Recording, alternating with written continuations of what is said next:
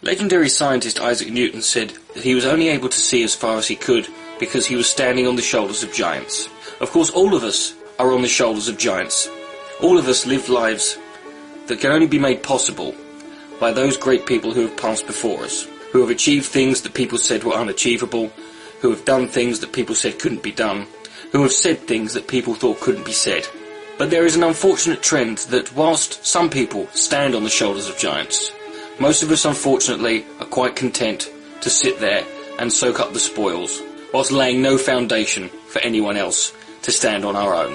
Whenever I'm dealing with racists or racial supremacists, they always talk about how people of their race have achieved so much.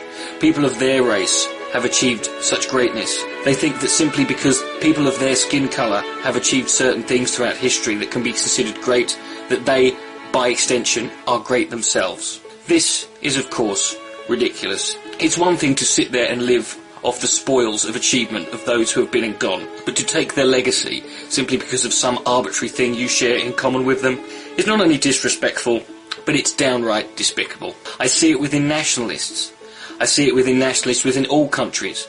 People talking about how people from their country in history have achieved greatness, and because they achieved greatness and were from this country, this immediately means that they, being from this country, are great too, and are entitled to more of that greatness, and entitled to be considered greater. The same happens with religious people and non-religious people. I hear religious people talk about how great things have been done by people of their religion in the past, as if this makes any difference to their own contribution. I see atheists go around quoting statistics about how studies have shown that atheists are more intelligent than non-atheists or religious people, and that this automatically means that they personally should be considered more intelligent than any religious person. I see it with gender as well. I see men and women both talking about how men and women have both done great things, and because they are a man and or / woman, they should necessarily be considered great. And I see it even a greater extent to cultural divides on a grander scale.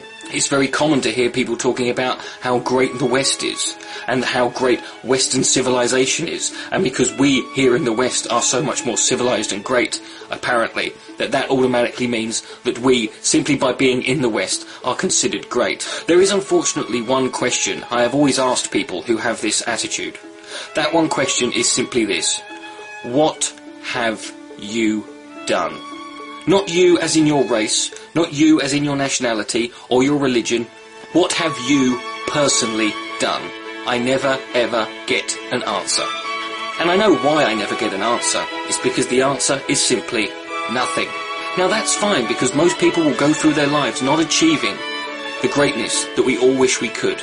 But that doesn't mean we have any excuse to sit there and claim that we have, or that we do, or that we could have done if it wasn't for those damn blacks, or those damn whites, or the Jews, or men, or women, or the Christians, or the Muslims, or the atheists, or the evil Western imperialists, or the barbaric Middle Eastern cave dwellers. There's no shame in trying and failing. There is no pride in never trying at all. And it seems to me that there are too many people who are content to not stand on the shoulders of giants and to not help people stand on their own. They're quite content to sit there and take a steaming great shit on the heads of those who are beneath them. The people whose shoulders you sit and stand on need to be respected and treated with a little bit of dignity. And don't sit there and claim that their greatness is your greatness, when really all you've done is nothing.